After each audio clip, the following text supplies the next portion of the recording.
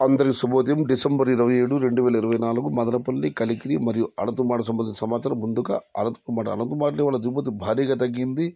అనంతరం కానీ మదనపల్లి కాబట్టి అన్ని చోట్ల కూడా దిగుమతి తగ్గింది. అది ప్రధాన కారణం నిన్నటి నుంచి చిరుజల్లులే, పెద్ద భారీ వర్షాలు కాదు.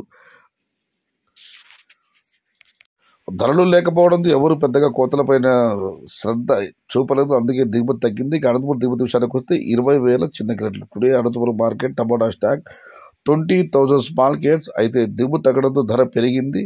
నిన్న టాపట్టా 150 రూపాయలు పెడితే ఈరోజు ధర 280 రూపాయలు. Today Anantapur market tomato small boxes 100 rupees starting rate, 250 rupees ending rate, top and top 280 rupees. ఇక కలిగిరి మార్కెట్ విషయానికి వస్తే కలిగిరి మార్కెట్ విఐపి మండి అధినేత అక్బర్ గారు ఇచ్చిన సమాచారం మేరకు 130 రూపాయలు ఆరంభ ధర, 200 రూపాయలు ముగింపు ధర, టాప్ అండ్ టాప్ 250 రూపాయలు.